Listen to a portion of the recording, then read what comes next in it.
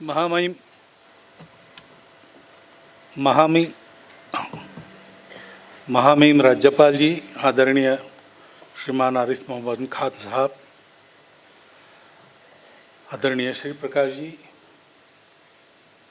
किताब वाले प्रकाशन के सभी कार्यकर्ता, उपस्थित सज्जन माता भगिनी। मराठी में एक पंक्ति है, स्तवार्थ तुझिया तुझा सम कवी कधी कधी जन्मती। यानी किसी ज्ञानवान, कर्तृत्ववान, कर्मशील ऐसे व्यक्ति को लेकर ये कहा गया कि तुम्हारी स्तुति करने के लिए तुम्हारे जैसे लोग कब जन्म लेंगे। तो आज का योग बड़ा सुंदर है कि एक ज्ञान के उपासक के बारे में हमने दूसरे ज्ञान के उपासक के मुख से सुना।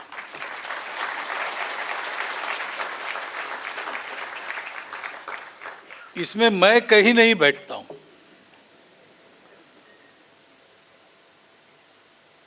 लेकिन एक अधिकार तो जिस कुर्सी पर संघ ने मुझे बिठाया है उसके कारण है।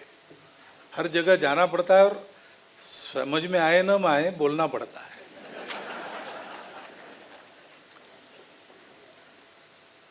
लेकिन दूसरा एक अधिकार नहीं, संघ के कार्यकर्ता के नाते 80 के दशक से उनका भी मेरा अच्छा परिचय है। और स्वभाव से रंगहरि जी, रंग उनके पिताजी का नाम है, हरि जी उनका नाम है। कभी संघ में कभी कभी लोग उनको रंगा जी कहते थे, तो वो बताते थे कि वो रंगा जी आएंगे नहीं, वो ऊपर है।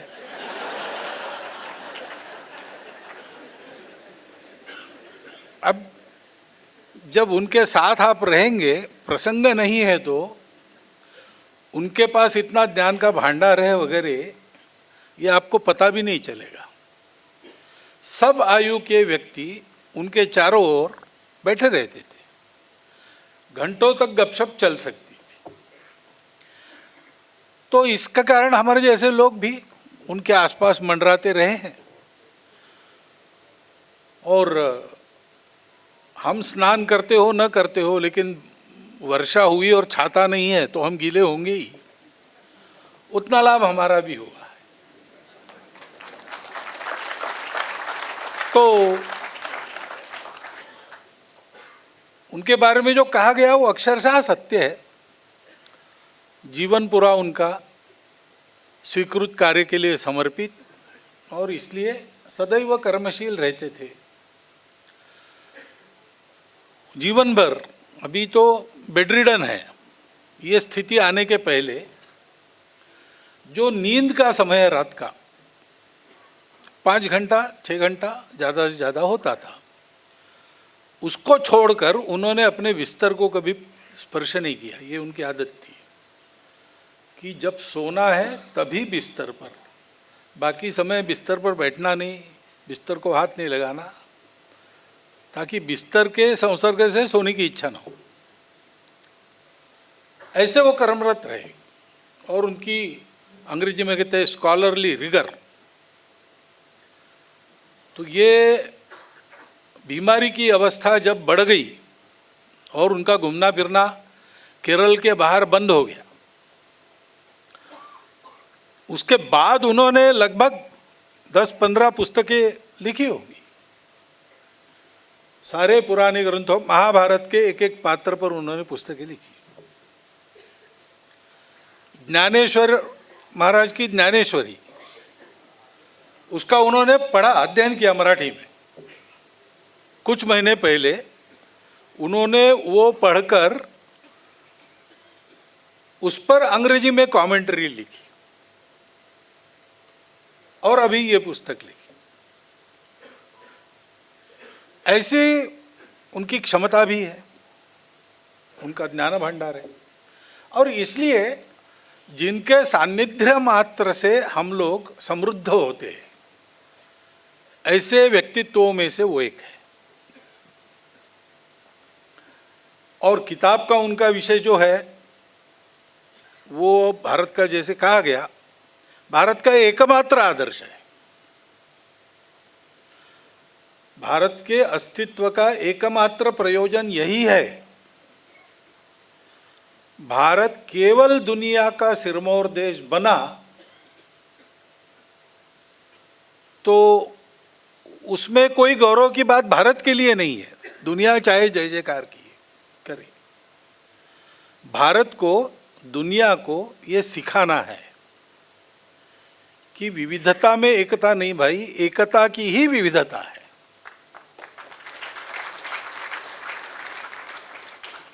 क्योंकि हमारा राष्ट्र ही अस्तित्व में आया इस ज्ञान के साथ।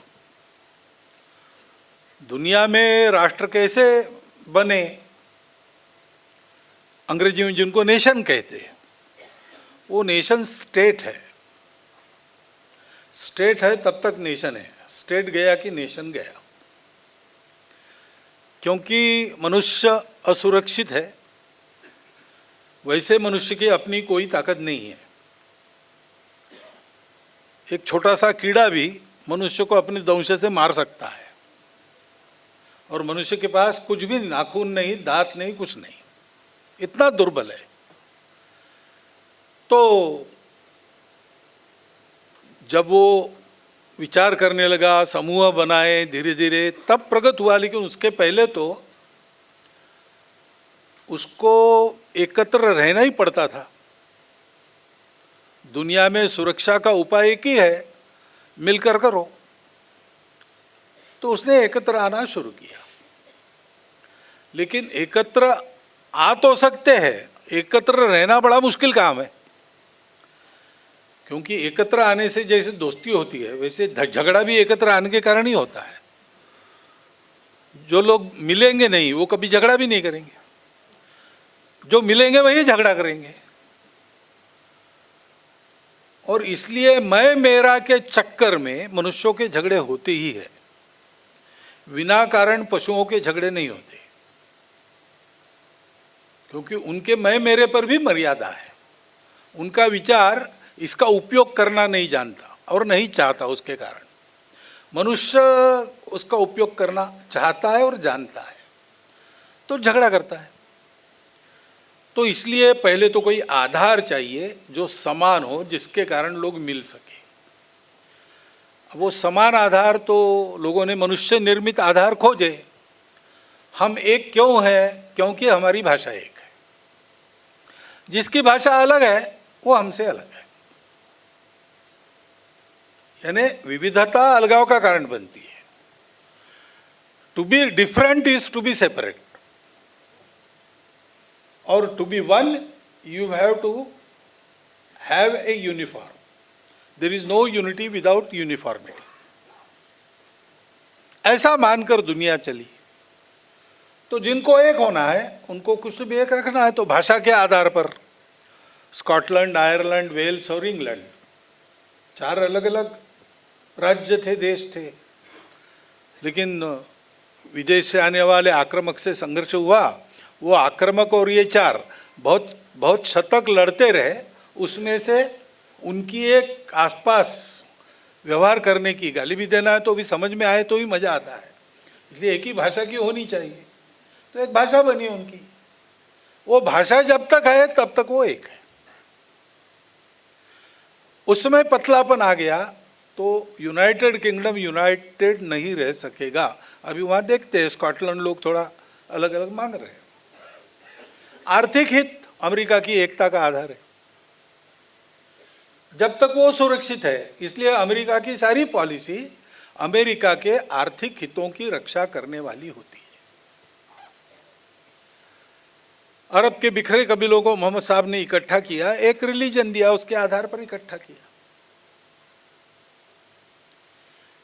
ऐसे आधार, अब ऐसे आधारों को सब लोगों ने मानना, क्योंकि मनुष्य मुंडे मुंडे मतरी भिन्ना इस प्रकार का है। उसका अपना ही चलता है। वो कोई ज्ञान है लेकिन ज्ञान से नहीं चलता, वो अपनी लहर से चलता है, मन से चलता है, बुद्धि से नहीं चलता। आज एयरपोर्ट से आ रहे थे तो वो बेल्ट है, चलते चलते स्पीड बढ़ा के चलना, जिनको चलने में कष्ट होता है उनके लिए बेल्ट है वहाँ पे। तो माता पिता बार बार कह रहे थे मत जाओ, लेकिन एक छोटा बालक उस पर दौड़ता था, आगे जाता था, पार करता था, फिर वो उल्टे चल के वापस आता था। अब ये बचपन का स्वभाव नहीं रहता, बड़े लोग भी ऐसा करते हैं, बच्चों से ज़्यादा करते। तो उसके लिए कोई बंधन चाहिए, तो वो बंधन है सत्ता। एक सत्ता के आधार पर इस एक मानव निर्मित आधार को एकता का आधार बनाकर उससे एलिजियंस सबका कायम रखना। ऐसे एक एक राष्ट्र उत्पन्न हुआ, कुछ दिन रहा, अब नहीं है, कुछ आज चल रहे, कल क्या होगा पता नहीं। लेकिन हम हैं जो पहले से निकले और चले, क्योंकि हम निकले ही दूसरी बात। हमारे यहाँ हमारी मातृभूमि ऐसी है कि समृद्ध है सब प्रकार से और चारों ओर से सुरक्षित है। उस समय तो अत्याधुनिक युद्ध का तंत्र था नहीं, शस्त्रास्त्र थे नहीं। तो हिंदू कुश से आराकान तक पहली पहाड़ियों को कौन लांग कर आएगा? यहाँ कोई आना ही नहीं किसी को। सागर को कौन पार कर सकता है? और इसलिए हम समृद्ध भी थे, सुरक्षित भी थे। हमको न अपने में झगड़ा करने की ज़रूरत पड़ी, न बाहर से झगड़ा करने की ज़रूरत पड़ी। और इसलिए हमने अपने दिमाग को अधिक सकारात्मक दिशा में लगाया। ये हमारे मातृभूमि के उपकार है। हम अपनी राष्ट्रीयता के घटकों में मातृभूमि को अनिवार्य घटक मानते हैं। पृथ्वी सूक्त में जगह जगह हरिजन भी कहा है कि है तो वो सार्वभौम, लेकिन उसमें वर्णन के बाद लगता है कि भारत की स्तुति है वास्तव में। तो एक ही समय वो राष्ट्रीय भी है और जागतिक भी है। एक ही समय कैसे हो सकता है? बाहर नहीं होता। बाहर लोग राष्ट्र इस शब्द से डरते हैं, नेशनलिज्म से डरते हैं, क्योंकि वहाँ नेशनलिज्म का सबसे ताज़ा उदाहरण जो सबके याद में वो हिटलर का है, इसलिए सब डरते। लेकिन हमारे यहाँ इसका कोई विरोध नहीं। कारण ही ये है कि ऐसे सुरक्षित और समृद्ध होने के कारण हमको उस आधार का अनुभव हो गया जिसके आधार पर हम सब एक है। हम एक है ये वस्तु स्थिति है, हम भिन्न भिन्न है ये भास है। जो बात बताई कि कपड़े अब अलग अलग है, तब तक राजा और सिपाही है। कपड़े समान हो गए, वो समान होते नहीं, बात अलग है, लेकिन अंदर तो आदमी एक ही है। ये अंदर की बात हमने जानी और हमको ऐसा लगा, इसका अर्थ ये हुआ कि सारा जगत अपना कुटुंब है, भुवनत्रय हमारा स्वदेश है। तो हमको ये जो बात प्राप्त हुई जिसमें सारी तृष्णा समाप्त होती है, सुख का लाभ होता है, शाश्वत सुख मिलता है, ये इतना अच्छा जो हमको मिला है, वो सब पूरी दुनिया हमारी है, तो उनको ये बांटना है। और बांटने के लिए इक्के दुक्के का काम नहीं, इसके लिए एक बड़ा उद्यम करने वाला समूह चाहिए। तो हमारे ऋषियों ने विचार पूर्वक, तपस्या पूर्वक इस राष्ट्र का निर्माण किया। भद्रमिच्छन्त ऋषिः स्वर्विदः तपो दीक्षाम उपसे दुरग्रे ततो राष्ट्रम बलम ओजश्च जातम। विश्व के कल्याण की इच्छा करने वाले ऋषियों के दुर्धर तप से राष्ट्र बल और उत्पन्न हुआ। वो दुर्धर तप क्या था? तो उन्होंने ऐसा समाज उत्पन्न किया जिसने पहले अपनी भूमि के जो निसर्गतः प्रकृति ने एक अलग भूमि बना दी, सागर का और पर्वतों का कंपाउंड डाल के, उसके चप्पे चप्पे में जाकर आखिरी आदमी तक ये ज्ञान पहुंचाया। कितने लोग निकले होंगे, कितना त्याग किया होगा। एक जगह रहना नहीं, सतत घूमते रहना। ये सन्यासी नहीं थे केवल, अपना गृहस्थ जीवन ही जिन्होंने घुमंतु बनाया। ये सारे घुमंतु आज है, जिनको बीच में अंग्रेजों ने क्रिमिनल ट्राइब्स घोषित किया था, अब धीरे धीरे उसके बाहर ला रहे, निकल रहे, उनको आप देखेंगे तो कोई फिजिकल कल्चर का प्रमोशन करते हैं समाज में, कुछ लोग जड़ी बूटियों का ज्ञान, अब उस समय का जो ज्ञान था उसको लेकर गए।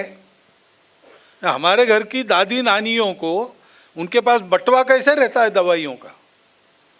उनका तो औपचारिक शिक्षा कुछ नहीं है, परंपरा से है। वो परंपरा उनके तक कैसी पहुंची? इनके द्वारा पहुंची। ये कितने वर्ष पूर्व ये उद्यम हुआ अपने देश में कि जो जो सुशिक्षित थे, संपन्न थे, वो ऐसे घुमंतु जीवन का वर्ण कर निकले और सारे समाज को शिक्षित किया। और फिर इस बात को लेकर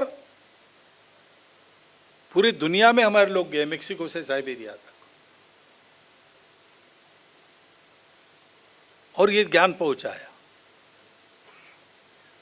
ये हमारे राष्ट्र का भूतकाल है, और इसलिए आश्चर्य नहीं है कि G20 जो मुख्यतः एक आर्थिक विचार करने वाली परिषद होती है, उसको हमने वसुधैव कुटुंबकम की भावना देकर मानवों का विचार करने वाली परिषद बनाया। यही होना था। ये परिषद भारत में हुई, इसका मतलब यही होना था, क्योंकि ये हमारी प्रकृति है। रंगारी जी के सानिध्य में मैंने कहा कि हम एनरिच होते हैं। ऐसा ही और एक अनुभव हमारे भूतपूर्व राष्ट्रपति प्रणव दा, उनके बारे में मेरा है। मैं उनको बहुत बार मिला हूँ, तो उनके साथ भी बैठते थे तो हम समृद्ध होते थे। तो पहली बार मैं गया मिलने के लिए तो स्वास्थ्य उनका ठीक नहीं था।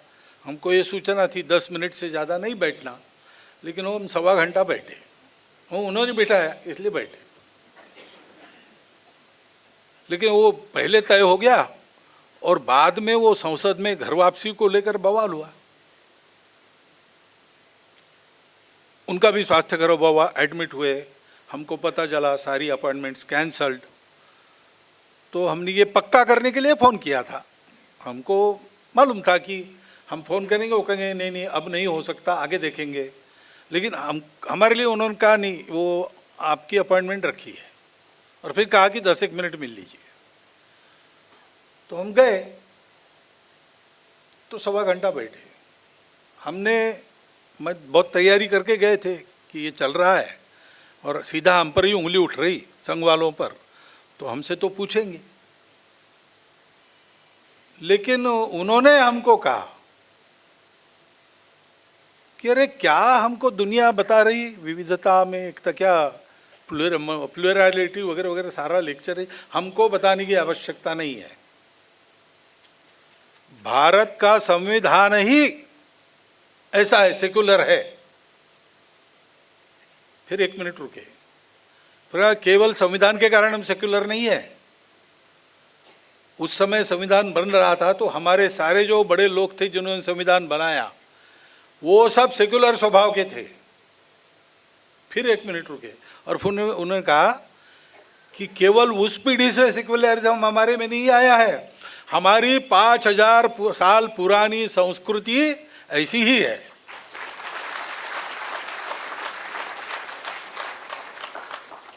ये ऐसी है तो 2 बातें होनी चाहिए कि ये ऐसी है, ये तो कहीं सुनी हो गई, ये ऐसी है, इसको हमको समझना पड़ेगा, उसके लिए पढ़ना पड़ेगा। हमारे पास प्रचुर साहित्य, हमारे सब तत्वज्ञान में निष्कर्ष यही है, और इसलिए व्यवहार का निष्कर्ष भी वही बताया है कि एकांत में इसको जानो, आत्म साधना करो, और लोकांत में लोगों की सेवा परोपकार करते हुए जीवन को बिताओ। कमाओ कितना ये तुम्हारा प्रश्न है, लेकिन बांटो कितना ये तुम्हारा कर्तव्य है। बांटने वाला बड़ा है, कमाने वाले से बांटने वाला बड़ा है। सक्सेस नहीं, मीनिंगफुलनेस, सार्थकता, ये होनी चाहिए। ये सर्वत्र हमारे यहाँ जीवन का उपदेश वही है, हमारे तत्वज्ञान के निष्कर्ष वही है। इसलिए भारतीय पंथ संप्रदायों के सभी साहित्य में यही बात सर्वत्र मिलती है, लेकिन वो हमको जाननी चाहिए और मूल में जाकर जाननी चाहिए। क्योंकि आपने गवर्नर साहब का भाषण सुना, मैं बोल रहा हूँ, मेरा सुन रहे हैं आप, ये सुन के मत मानना, नहीं तो फिर वो होता है कि वो जानामि धर्मम नचमे प्रवृत्ति, महाभारत में ऐसा एक भ्रम फैल जाता है। निरुपद्रवी भ्रम है वो, उसका नुकसान कुछ नहीं, तत्व वही है, गर्ग संहिता में हो या महाभारत में हो। लेकिन इस मामले में ऐसा नहीं, ऐसे हम है, इसके लिए सोर्स पे जाओ। आजकल हम परसेप्शन और प्रचार पर जाते हैं, ऐसा नहीं करना चाहिए। वो सुने, उसका विचार तो करना ही पड़ता है, परंतु उसकी परीक्षा करनी चाहिए। किस आधार पर बता रहे, कौन सा मूल सोर्स है, जिसका रेफरेंस दे रहे उसने कहाँ से लाया, ऐसे जाते हैं तो मिलता है। और आजकल आसान हो गया है, क्योंकि गूगल बाबा है साथ में, आप नेट पे जाएंगे तो बहुत सी बातें मिल जाएंगी, लेकिन उसका भी सोर्स कौन सा है ये देखना चाहिए, तो हमको ध्यान में आएगा। तो इसलिए जो विनती की आपको, वो मैं भी करना चाहता हूँ। मेरा बिजनेस नहीं है पुस्तक प्रकाशन का, फिर भी मैं कहता हूँ कि खरीद कर इस किताब को पढ़िए। हमारी ये भावना है, सारी पृथ्वी एक है, वसुधैव कुटुंबकम, ये करते आए पहले से, और वो एक उच्च थियरी देने के लिए नहीं है, वो एक फैक्ट है जो हमने अनुभव की है, और उसका अनुभव जिनके पास है, ऐसे लोग हमारे पास आज भी विद्यमान है।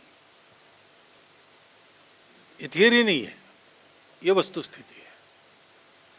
और दूसरी बात है कि फिर वैसा व्यवहार करना, वैसा व्यवहार करना। इतने प्रकार है हमारे देश में, वो सारे प्रकार आपस में न लड़े, अपने देश को समर्थ बनाए, उसका प्रयोजन है। दुनिया को भी ये ज्ञान दे, दुनिया को ये ज्ञान देने वाला भारत खड़ा हो, उसके लिए आवश्यक जितना सामर्थ्य चाहिए होना चाहिए, उसके लिए आवश्यक जितनी संपत्ति चाहिए होनी चाहिए, सारी बातें होनी चाहिए। लेकिन उसका प्रयोजन क्या है? दुनिया को सिखाना हम सब एक है, हम सब एक है, ऐसा आचरण होना चाहिए। वो आचरण कैसा होना चाहिए? हमारे व्यवहार से देखो, ऐसा कहते बनना चाहिए भारत के लोगों को, यही हमको आदेश है। एतद् देश प्रसूतस्य सकाशाद अग्रजन्मनात् स्वम स्वम चरित्रम शिक्षेरन पृथिव्याम सर्वमानव। जगत के सारे मानवों को अपने जीवन से शिक्षा प्रदान करना, ये भारत के उत्थान का प्रयोजन है। उसके लिए हम तैयार होंगे तो रंगाहरी जी जैसे लोग जीवन भर, उनको ये लिखने की आवश्यकता नहीं थी, वो हमारे बौद्धिक प्रमुख थे, उनका जो स्थान बना है वो बना है। लेकिन खोज खोज कर ऐसी बातें वो लिखते हैं, पुस्तकें लिखते हैं। हमारी तत्वज्ञान की पुस्तकों में, हमारे कथा वाङ्मय में जो पात्र मिलते हैं, उनके स्वभाव का विश्लेषण करते, किस लिए? तो ये हमारे लिए खुला है, हम पढ़े, हम भी सोचे, निष्कर्ष निकाले, उसको अपने स्वभाव में उतारी। इसलिए तो अभी इतना परिश्रम उन्होंने किया, वो लगभग रुग्णशैया पर किया, इसी एक अंदर की तड़पन से किया कि ये हमारे लोगों ने सीखना चाहिए, ये हमारे देश में आना चाहिए। एक समय था, उसको हम भूल गए, हम गिर गए, हम फिर से उठ रहे, तो ये जानने के लिए उठ रहे और ये सिखाने के लिए उठ रहे, और इसलिए ये जानना चाहिए। तो इस लेखन का अध्ययन करके हम ऐसे बने और सारे देशवासियों को ऐसा बनाएं, ताकि जितनी विविधता अपने देश में है, वो सारी विविधता अपनी मूल एकता को ध्यान में रखते हुए परस्पर व्यवहार का उत्तम आदर्श दुनिया के सामने रखेगी, और संपूर्ण दुनिया को वो जो स्वयं विविधता भरी है ये सिखाएगी कि ये पृथ्वी माता है, हम उसके पुत्र हैं, हम उसके मालिक नहीं है। ये प्रकृति माता है, हम उसके मालिक नहीं, हम उसके अंग है। ये हमको देती है, हमको ये वापस करना है, वापस करना है, उसके लिए भक्ति, प्रेम, समर्पण, त्याग ये सब होना चाहिए। विकारों से मुक्ति होनी चाहिए। जीवन को तमस से ज्योति की तरफ ले जाना चाहिए, असत से सत की तरफ ले जाना चाहिए। ये जीवन प्रवास मनुष्य का जीवन प्रवास है। वो जीवन प्रवास कैसे करना वो हम अपने उदाहरण से सिखाएं, ऐसा हम बने। इसलिए इस पुस्तक को लिखा गया। इसका ये प्रयोजन समझकर इस पुस्तक की उचित संभावना आप करेंगे ही, ऐसा मुझे विश्वास है। मुझे वास्तव में रंगाहरि जी की विद्वत्ता के बारे में बोलने का अधिकार नहीं, पृथ्वी सूक्त का विश्लेषण करने का भी मेरा अधिकार नहीं, और गवर्नर साहब ने जो किया उसके ऊपर और मैं बोलूं, उनको 20 मिनट दिया, मुझे 25 मिनट दिया, ये उन पर अन्याय है और मेरे लिए कठिनाई पैदा करना है। फिर भी जो मेरे समझ में आया वो मैंने आपके सामने रखा, उसका विचार आप करेंगे। सुन आपने जितना शांति से लिया है उतना ही शांति से उसका विचार करेंगे, ये आशा व्यक्त करता हूँ। आपको धन्यवाद देता हुआ सबको नमस्कार करता हूँ। मेरे 4 शब्द समाप्त।